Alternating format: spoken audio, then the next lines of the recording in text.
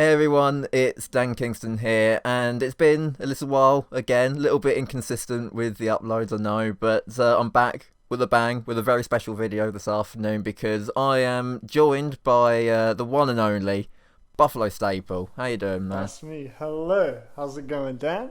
Hey, man. Don't inconsistency uploads. It is what it is, bro. I know exactly how it is, man. It's all good.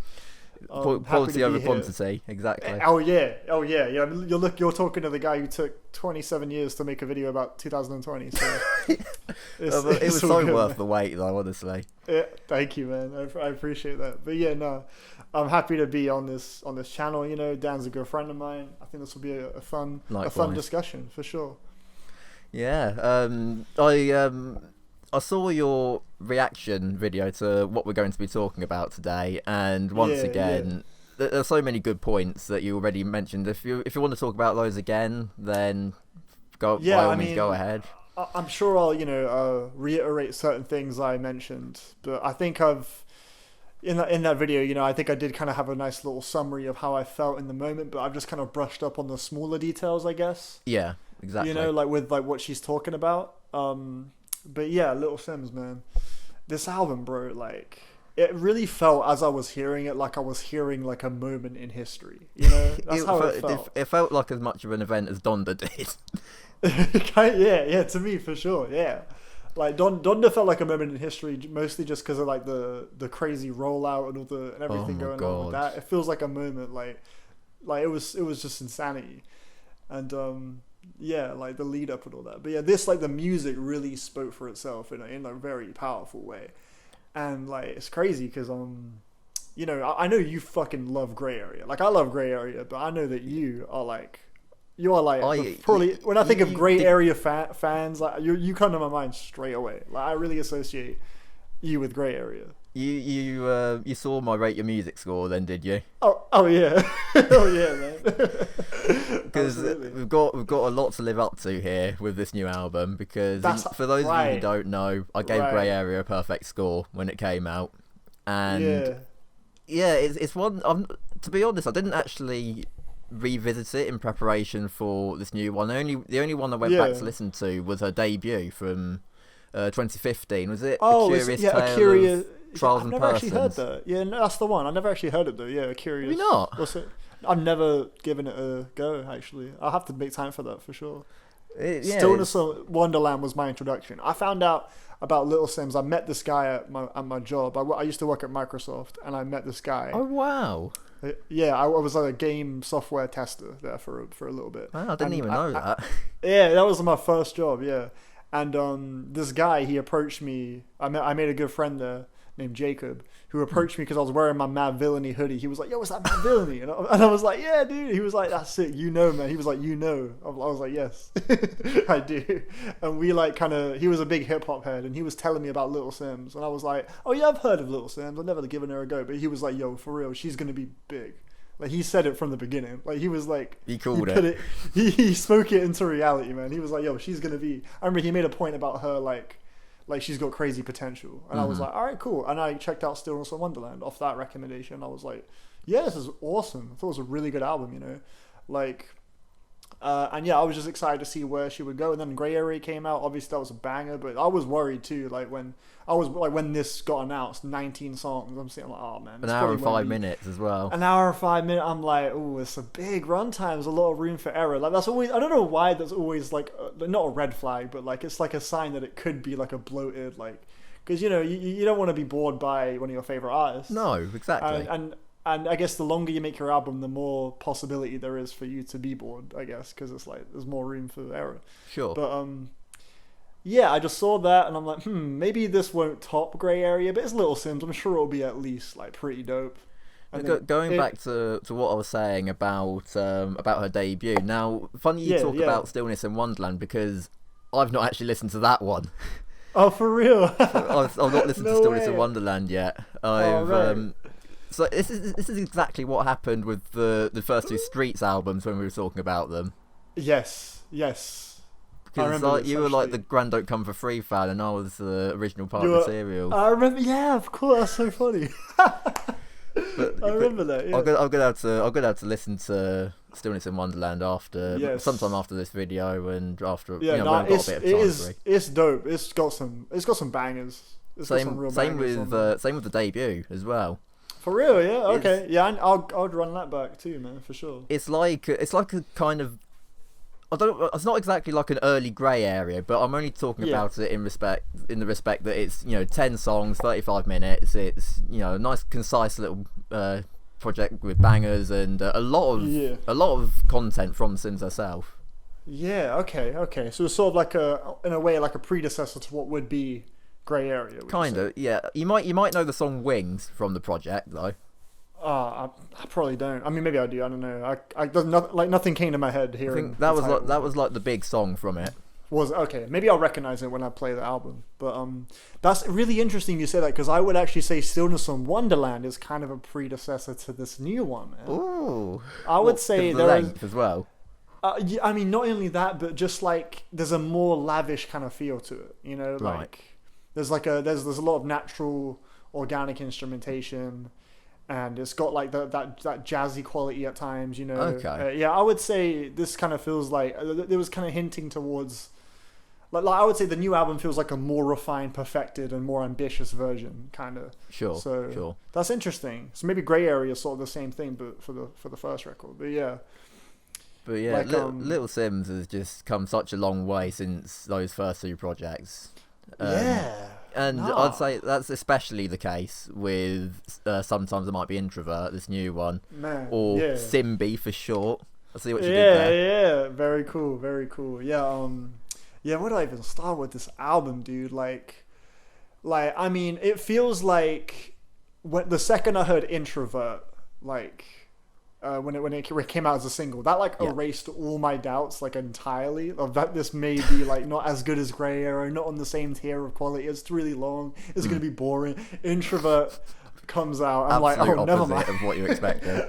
Yeah, literally right away. It feels like you're hearing a new era of Simz. This is she's gone through even more, experienced even more, grown up even more, and it's just okay, she's it just felt like this is not the same person we had on Grey Area, you know what I mean? So, and sure. that I think carries through. When it comes to just her performance, her wit, her pen game, it's just she just feels like she's in a different place, in a more confident, on top of the world kind of place, Mm-hmm. Grey Area, obviously she's fantastic, performance wise, like I said, the same things for Grey Area, but there's definitely more of a vulnerability and uncertainty to her voice on Grey Area, which here on the new one I feel like it feels a lot more she's wiser, she's just older, wiser, experienced, confident. And that's a lot more tangible to me on this one. One of the main things I notice with Simby compared to Grey Area is that this one doubles down a lot more on herself rather than a mixture of both personal stuff as well as wider issues, which she talked about on Grey Area. Yeah, she had songs like Venom talking about misogyny. It's the opposite of what I meant. The misogyny in hip hop, and she'll talk about wider issues like that, and then therapy as well, wounds as well. Wounds talking too. About younger people being exposed to the violent content of hip hop. Yes, yeah, that was it. Yeah, for sure. You'll catch those sort of songs about a wider topic. Whereas this is very much an album about her, for her, and that intimacy gives it. I think it's a great job. She did a great job making it feel like an intimate experience. Yet it felt like she, with the production reinforcing it in the way it does. It's a huge opus, but it doesn't lose that connection as well.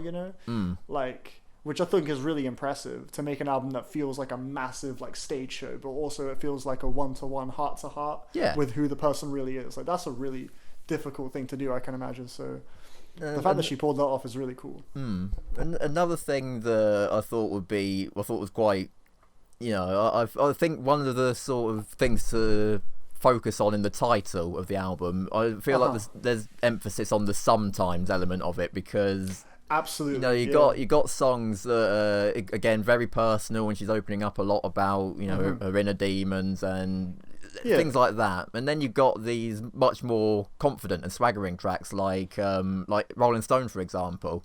Yeah, exactly. I noticed, I remember noticing this right when the track list got revealed, but the back cover, like the second half is like separated in like a color scheme. Did you see that on the didn't back catch cover? that, actually, no. Yeah, I noticed this like when she revealed the cover and track list, like from Rapper That Came to Tea to the bottom, it's like on a different, there's like a stripe, it's like a different color. Oh, really? And I thought maybe that would signal like, oh, is the first half going to be one thing and the second half's another thing.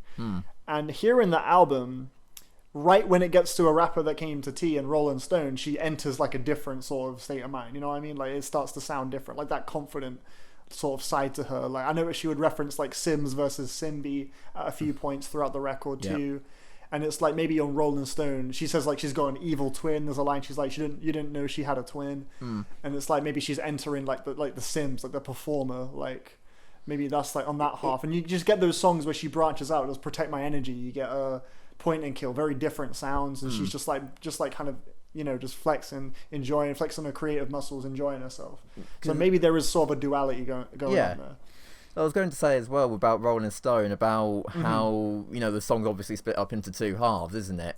And that might be quite reflective of, you know, that sort of duality that you're talking about. Absolutely, man. Yeah, she has a very different tone of voice on that second half. I love that higher register she raps in, man. It feels when she puts the auto-tune on right at the end as well.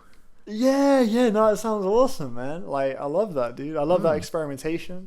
And she has like a kind of like a cheeky sort of tone to her. I don't know what the right word for it would be. And in the second half, like she sounds kind of like devilish in like a really like cool, like, yeah, sneaky kind of way. I don't know what the right word is. I feel like I'm dancing around the word I want to say, but yeah, I love it though. What would you say are your like your top 5 songs on this project? Introvert, obviously. For sure, yeah. I'd say the first 4 songs are 4 of my favourites on here. Yeah, they're all amazing. Actually, you're right. They're all so good, man. And I can't believe I didn't catch on the reaction the content of "I Love You, I Hate You."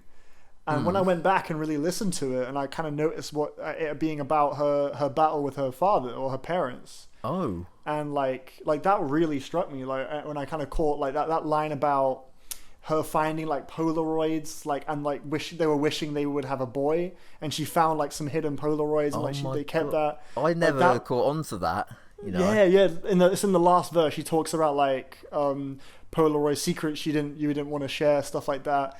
I can't remember the exact phrasing of it, but it was like, man, it was really really powerful shit. And like with that production too being so huge, it just feels like she's just unleashing it all. Like it's all been building up to this song, and it's like something that's been on her mind for a while. But like musically, it's all incredible too though. Like the production's insane on all of those songs, man. I love that loop on 2 Worlds Apart, bro. That is one of the most addictive beats. Every time that song begins, I'm like, yeah, I'm about to enter another universe.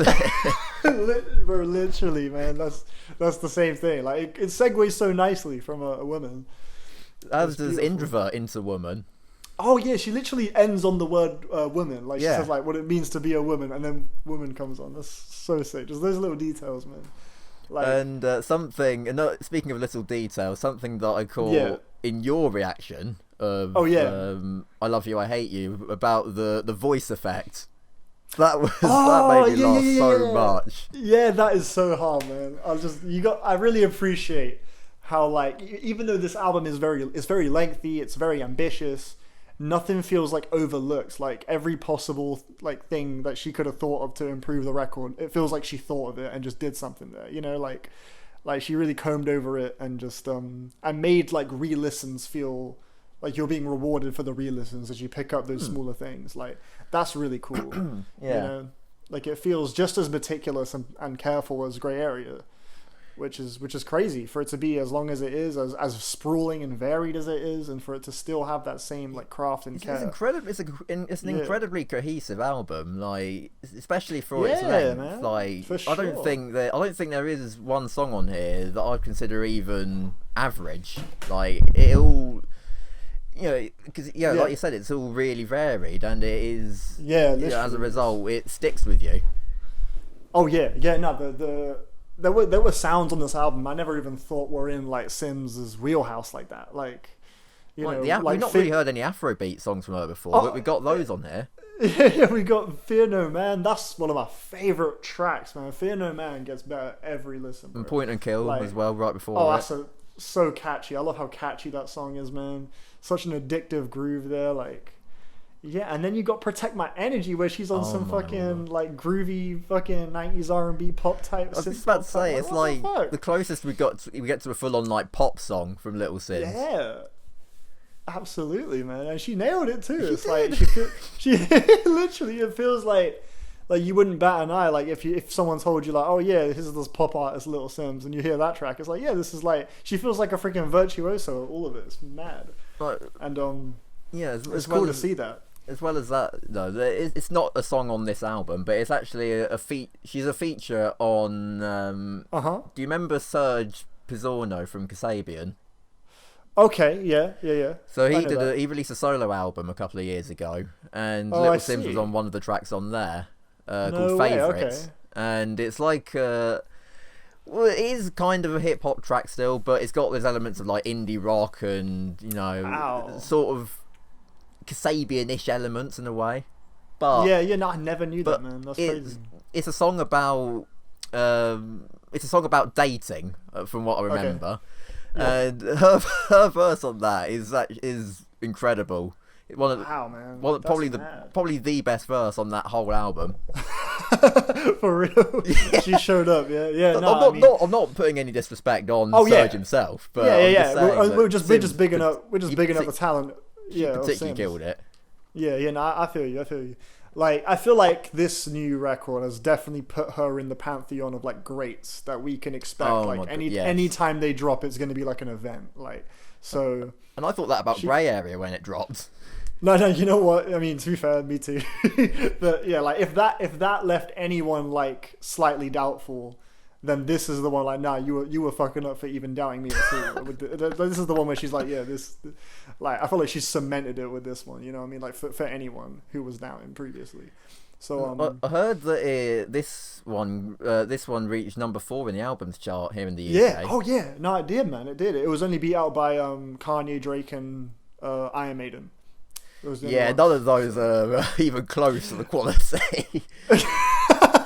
Yeah, no, Simz deserves the number 1. We all know it, bro. Yeah, we for all sure. Know it. Yeah, I wanted to Iron Maiden nowadays. Yeah. They're way past their peak, man. Come on. But yeah, I wanted to ask, like, is there anything that sticks out to you as like something that you don't like about the album, or like you would change, or like, you prefer? Yeah, there is. I'd say the one song that I do have a little bit of an issue with. I'm not saying it's a song I dislike or anything, but the one song that I probably would take off is Speed, because I feel like it just sounds like Boss Part 2, and it sounds like a Grey Area sort of leftover to me. Okay, yeah, no, I thought that as well. Actually, when it came on, I was like, damn, this sounds very reminiscent of the Grey Area sound. It had the same kind of drum, and the sound palette was very much like as well on that the track. Synth and everything. Yeah, it feels like an extension of like Grey Area. I feel that, like, and every song that came before it felt like a reinvention. Yeah, and I was like, this is, I see what you mean. I feel that. As much as I do enjoy the song, I feel like that does make sense. I get what you mean. Like, it did strike me, like when it came on, I was like, yo, this feels like a Grey Area track.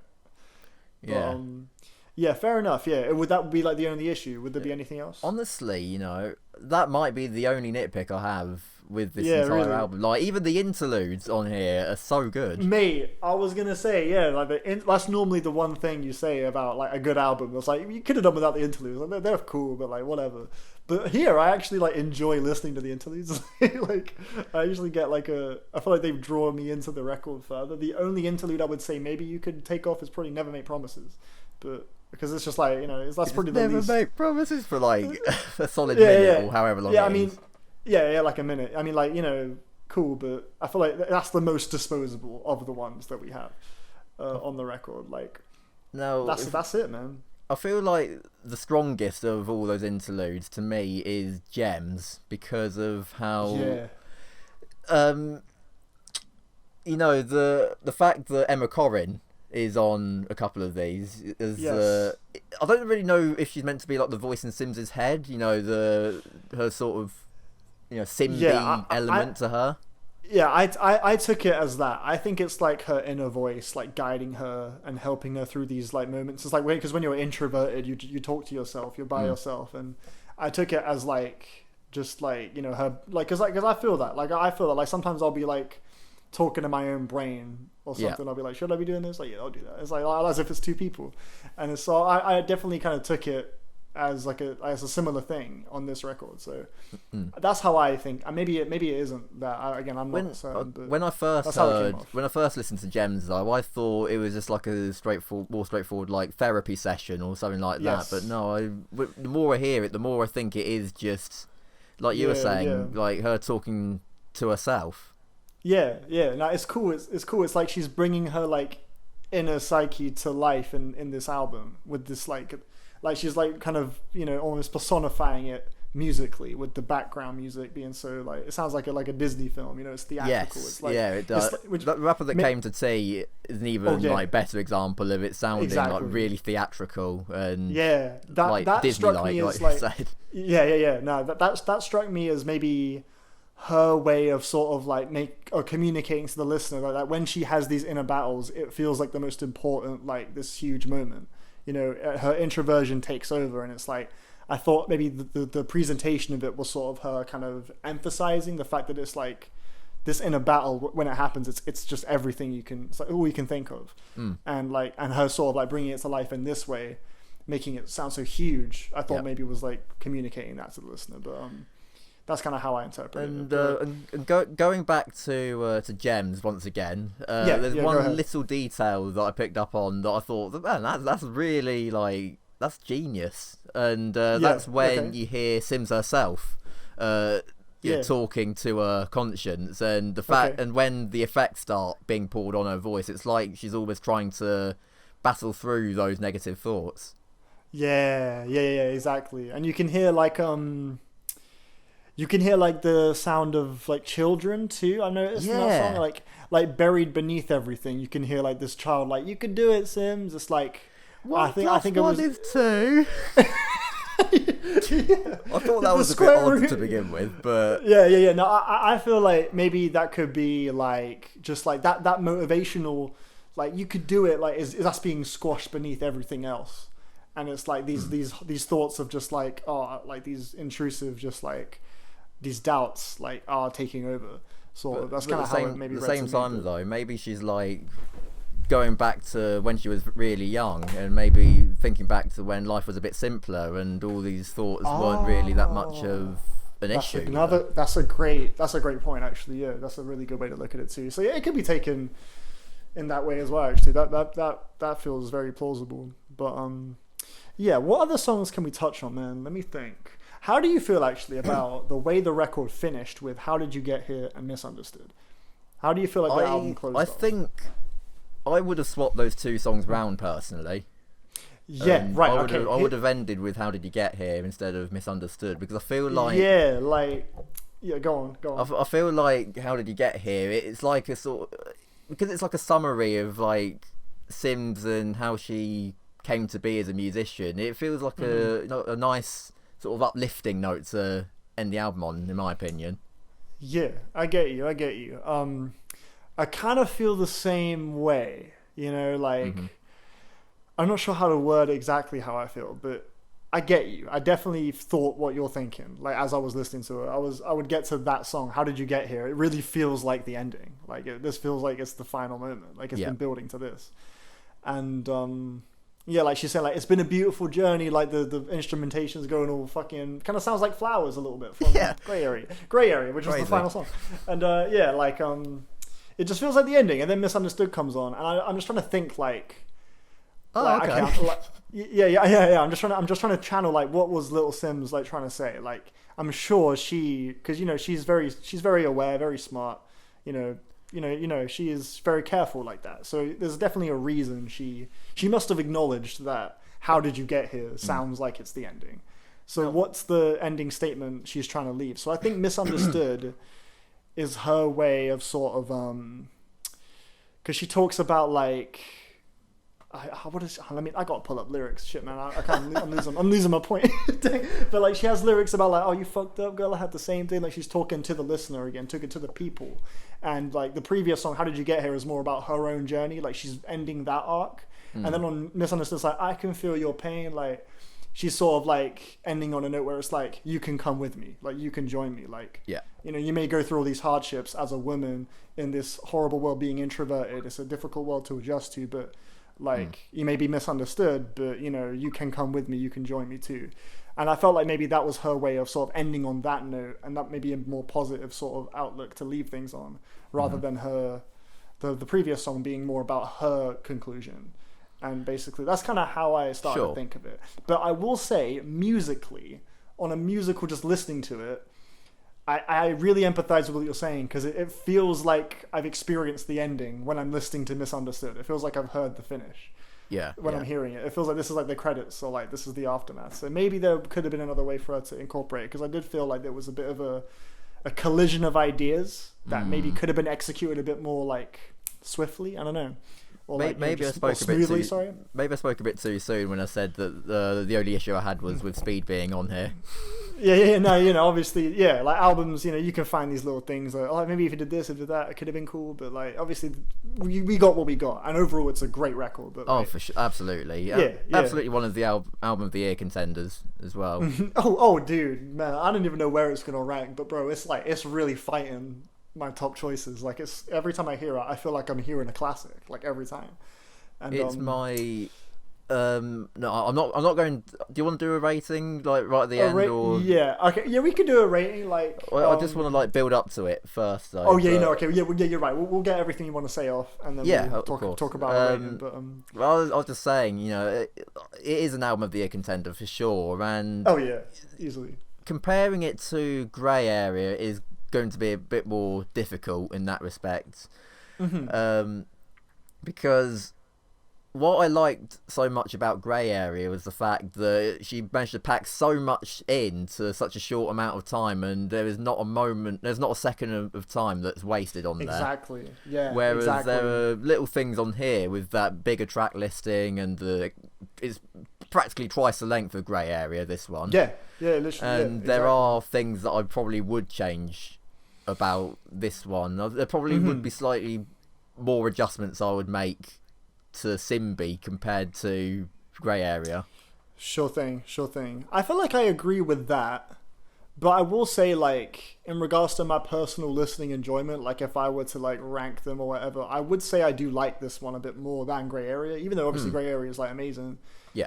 But just because like the sounds and just the style she went with here and the different like approaches, it's just more it just reads to my ears like more naturally. It just hits me. I get what you mean. It's definitely a lot of the songs on here are more replayable, I think, because of that, I guess, brighter sound palette in comparison. Yeah, exactly. I feel like that I just click with that a bit better, you know.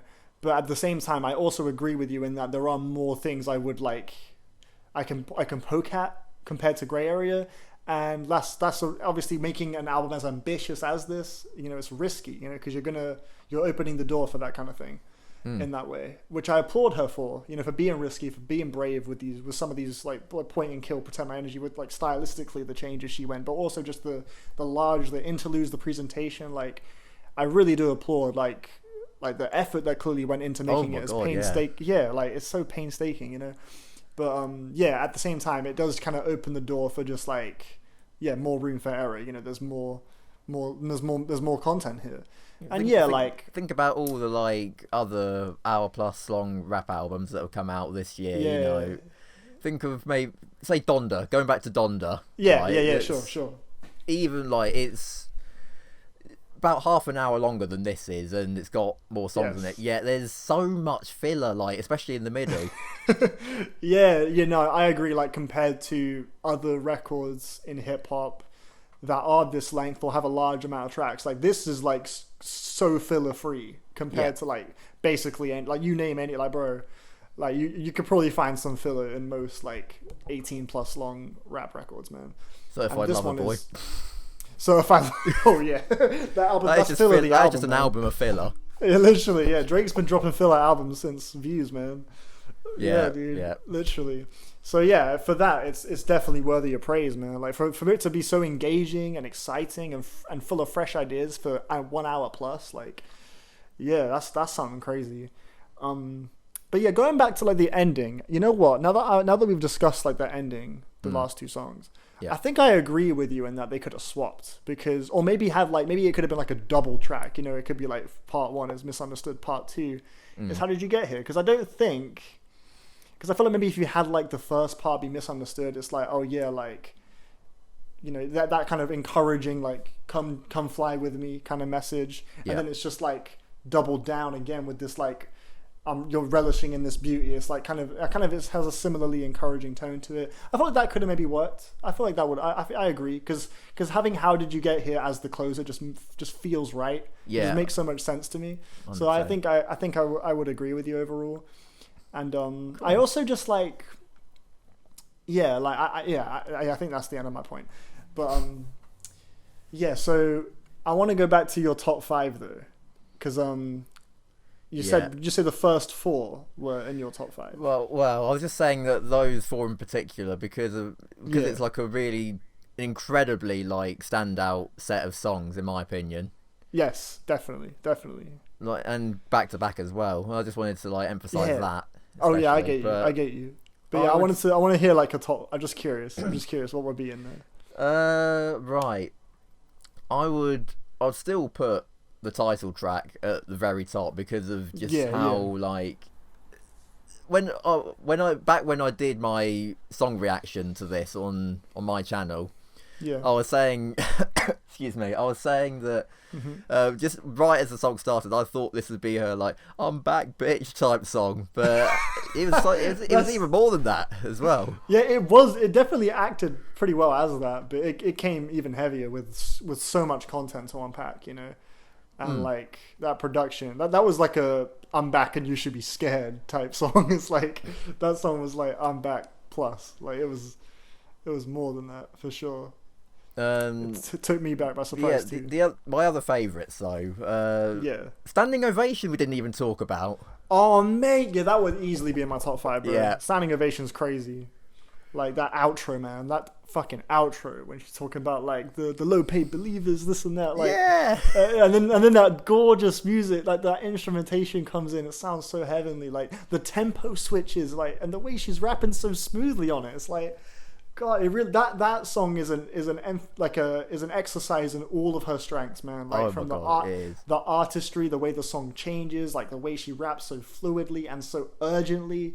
Like I feel like it just all of her like strong suits as a musician are just like on full display with that song, man. It's such a good one.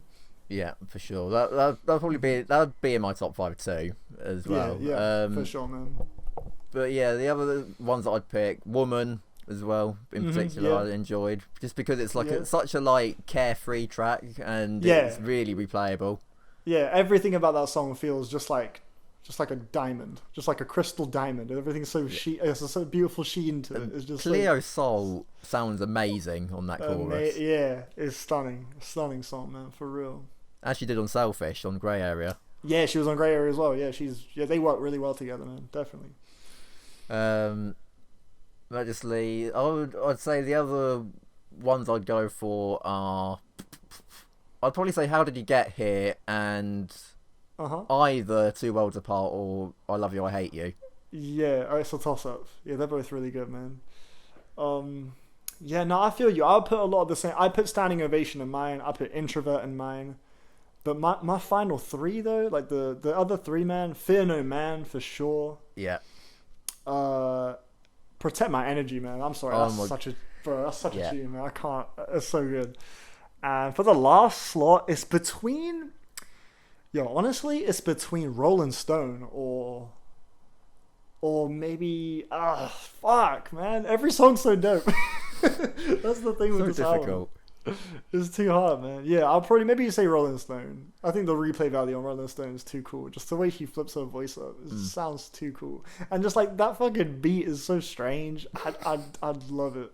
Like I love her flexing her creativity, man. Like in that way. And I feel like a lot of people were saying it's like, oh, it's one of the weakest tracks on the album as well, which I thought was strange. Yeah. No, I mean. Yeah, no, I get what they're saying as well, but yeah, no, I can see why. You know, like it may have felt pretty uncomfortable hearing that type of sound right after all the previous songs, but for me, it was just like, well, it was like a really delightful change of pace. Like I wasn't ready for it, and it really worked for me. Like I just think the swagger she has, like the way she's fucking delivering the lines and everything, the rhyme schemes, it's just so beautiful, bro. Yeah, freaking love that song. So yeah, is that basically all the because there are a few songs we still didn't talk about, like I See You, Little Q Part 2. Yeah. Like Little Q Part 2 again. Both of those songs are real good too. Like I See You has one of the most tranquil beats I've heard all year. And then Little Q Part 2 is fucking guttural with the lyrics on there, like the perspective. I didn't even know that she got stabbed like when she was younger. Oh no! Yeah. This is it though. That's what I thought it was about, but it's actually not her that got stabbed. Oh. Yeah. It's Little Q. Which is the guy. God. Yeah. So basically, Little Q Part 1. You know that there's that guy talking in the song. That's her cousin, Little Q. And no way. Yeah, and then the following song, Little Q Part 2, is from the perspective of him. And it's basically, so this is her telling his story and basically putting it out there, you know, because I'm so sure dumb. Like, no, bro, like I missed all of this too. I had to go on Genius, man. So don't even worry, like, because I'm terrible. Like I have to go on Genius, but yeah. Same. Yeah. So yeah, when I went back, I clocked. I was like, oh shit! So this song is from the perspective of Little Q. And so yeah, it's sort of like a moment where she kind of gives him the spotlight a bit and tells his story for the people that may be out there going through similar things, which I thought was a really beautiful and empowering moment on the record. Yeah, and just kind of adds to just like the story of just like, if you're an introvert struggling, like there's a place for you somewhere, whether you're going through what Little Q went through, whether you're like her and you were just struggling to make it as a woman in music. Like there's such an uplifting sheen to this album that I find so heartwarming, you know. Yeah. And you just see it everywhere across the album. Like it's beautiful for real. I know. So we more or less talked about. We talked about pretty much every song now, haven't we? Yeah, I like think all the notable ones anyway. Yes. So, would you like to do the honours and reveal like your final rating and any more final thoughts that you might have? Man, all right. Well. So I went ahead, I went on Radio Music, I slapped a 9 out of 10 on this album, man. Hey. 9 out of 10. I feel like it belongs up there with my other 9s. I feel like the enjoyment I get is on the same kind of tier. Mm-hmm. And I gave Grey Area, I scored that an 8 out of 10. I have definitely considered upping it to a 9, you know, before in the past. But it felt firm, it felt right, just sticking with the 8. And I was like, you know what? If that's an 8, I reckon this for me would be a 9, because I think my enjoyment is stronger here. And again, I wouldn't say it's a 10 because, like you said earlier, there are those little things here and there, those little things you can things you can iron out in that way. But man, like this is absolutely one of the most refreshingly just fucking uplifting, wonderfully arranged hip hop records. Man, I can't. We've been talking about it. I love this album. You can tell. You get it. Yeah, this shit's dope as fuck. And she didn't falter once. She didn't miss a beat. Like when it comes to her performance. Her performances, like her rapping, like she really just she showed up on every track for real. So yeah, I'd say it's a 9 out of 10 for me. But what about you? Right. Now, yeah, like going back to like comparing this to Grey Area and the fact that I gave it that a perfect score and everything. Now there are, like we've discussed, things that I would change about this one. And, you know, actually thinking about Grey Area, maybe there's like the things that I would change on Grey Area are like so like literally next to nothing. Yeah, it's like so minute to the point where they wouldn't really make that much of a difference. Like, sure, yeah. Yeah, I get you. But the things that I would change, they're all very small things that I would change as well. Yeah, sure. So I would. Well, I don't know if you've already seen my Rate Your Music score, because I've already rated it. I haven't actually for this one. No, I'm curious now. But now, but you won't have to anymore, because I'm going to give this a 9 as well. Yeah, for real, my guy. Yes, man. Yes. It's absolutely up there with my top. It's in my top 5 of the year for sure. Definitely, bro. Definitely. Yeah, like I was curious because of that Grey Area like 10 out of 10 score. I figured like Grey Area is probably an album for you that like it struck right when it needed to, like when it came out, and it was like just hit that chord, So I was like, she's gonna follow it up with this. I was just curious to see like how it would rank for you like that. But yeah, like I feel like she followed it up so good with this album, man. Like this feels like so. This is just such a sorry, go ahead. I don't even know what I'm just impressed. It's fine. Yeah. I still remember my very first listen to Grey Area, and I think it was like a night after I finished work, back when I was doing like weekends only, and I remember coming back, sticking it on, and being absolutely blown away first listen. Wow, man, that's awesome. That's so awesome. And it stuck with me ever since. Yeah, that's beautiful, man. Like my first listen for Grey Area was a listening party, actually. Was it? Yeah, it was with Lamar and Elliot. We all listened to it together. Okay. Because we used to do this thing, right, where like, well, we still do it every now and again, but like we make these custom playlists out of just songs we like. And how do I explain this? It's like we make like a custom album or EP. We'll just get like a small playlist, and it's like sequenced like an album. Like it'll be 8 songs, 40 minutes. Yeah. And we'll try and make it flow, and we'll add like a crossfade and make the transitions cool. Oh, that sounds amazing. Like, it's really fun. Yeah, like we'll make an album. We'll make a cover art. We'll give it a title. We'll just have fun with it. And like we'll just chuck in some songs we've been enjoying recently. And one of Lamar's ones, he chucked in "Selfish." And this is before Grey Area dropped. His "Selfish" was a single. Okay. And it was in the middle of, because we don't check the track list, we don't see what songs are coming up, so it's like a surprise when you hear them.